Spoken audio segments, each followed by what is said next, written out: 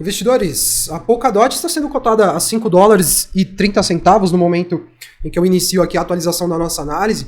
E ela, por enquanto, está se sustentando naquela primeira região de suporte que a gente tinha mapeado. Essa região justamente dos 5 dólares e 32 centavos aqui, né? Que a gente tinha desenhado essa linha branca aqui que está cruzando o nosso chart.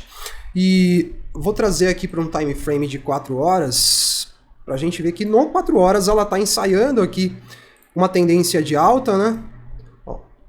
Fundo, topo, fundo ascendente, topo ascendente, por enquanto um fundo ascendente aqui também, para ela desconfigurar essa tendência de alta que ela está querendo formar. No 4 horas, ela precisa fazer o rompimento dessa mínima que ela deixou aqui na casa dos 5 dólares e 6 centavos. Né? Rompeu aqui, é bem provável que ela vá buscar aquela região de suporte. Ela perderia, então, de fato, ela confirmaria a perda, né, do suporte dos 5 dólares e 32 centavos ali daquela região, para quem sabe vir se projetar para baixo, para buscar aquela próxima região de suporte que a gente já vai ter lá nos 4 dólares e 46 centavos naquela região.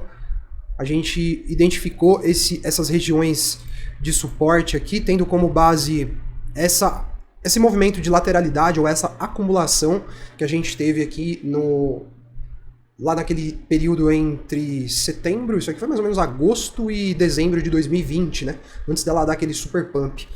E então, bom, acredito que essa região aqui de acumulação de lá de 2020, de repente, pode ser finalmente a região que vai conseguir dar suporte, né, aqui para Polkadot, e de repente a gente vê aqui agora ela formando as mínimas do seu ciclo corretivo dentro desse mesmo range, né? Ó, a gente consegue até fazer mais ou menos assim, ó. Replicar isso aqui. Só que eu vou fazer o seguinte, eu quero capturar aqui, ó, eu quero capturar essas agulhadas aqui, tá vendo? Então eu vou esticar um pouquinho para baixo essa região aqui e aqui também, né? Fazer o mesmo. Então eu acredito que, de repente, o fundo desse ciclo corretivo da Polkadot pode estar dentro desse retângulo amarelo que a gente acabou de desenhar, né?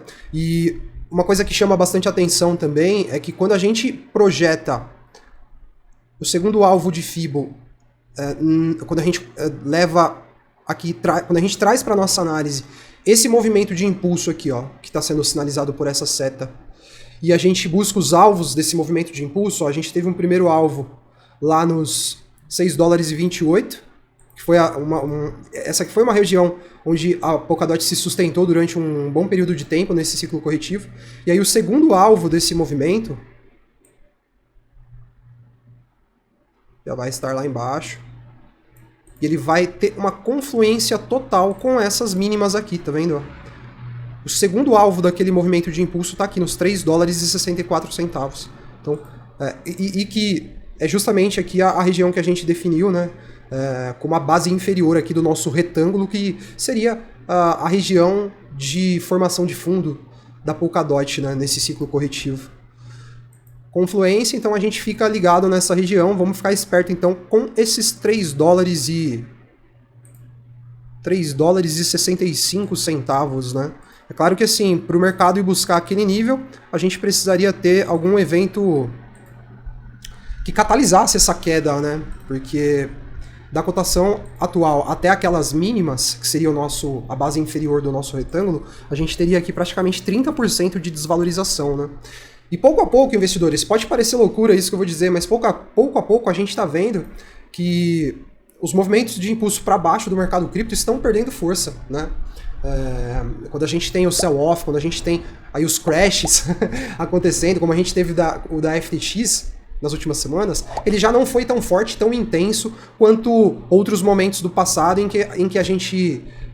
outros momentos desse passado recente, né, em que a gente teve aqui situações de desvalorização bem mais expressivas, né? Isso mostra que o mercado, de fato, tá perdendo força nesse ímpeto todo vendedor aí desse ciclo de baixa, ó. Só nesse movimento aqui, ó, nesse movimento aqui, isso aqui foi o crash da Terra Luna, né, ó. Nesse movimento aqui, que durou poucos dias, inclusive, ó, a Polkadot se desvalorizou 68%. Se a gente medir aqui o crash da FTX, que na minha opinião é muito mais sério, né, do que o próprio crash da Terra Luna, né?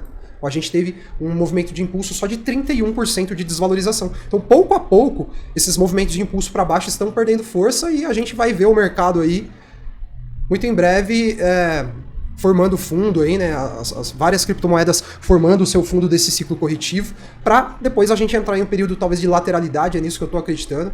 Eu acho que depois que a gente vê os ativos de fato formando o fundo desse ciclo corretivo, a gente vai passar por um período aqui de lateralidade no mercado, né, antes da gente ver os ativos voltando a entrar na tendência de alta mais forte, que vai levar os ativos cripto a romperem o seu topo histórico. A Polkadot está aqui com 55 dólares de topo histórico. A gente tem alvos para ela lá em 89 dólares e 145 dólares também. Esse alvo dos 89 dólares eu tenho convicção de que ela vai atingir. Dos 145 a gente não sabe, a gente precisa ver lá no futuro, quando ela alcançar o primeiro alvo, né, dos 89 dólares, a quantas ela vai ter e se ela vai ter força de repente para ir buscar lá os 145 dólares, para buscar os 145 ela precisaria alcançar uma capitalização de mercado gigantesca, né? Então a gente não sabe qual vai ser ainda a magnitude do próximo ciclo de alta das criptos, mas a gente deixa mapeadas essas regiões aí. E é isso. Vou fechar a análise agradecendo você que ficou aqui comigo até o final. Vou pedir para você não esquecer de apertar o botãozinho de like aí para fortalecer o nosso canal e também de se inscrever para que você possa continuar acompanhando a atualização do nosso conteúdo. Um abração e até o próximo vídeo.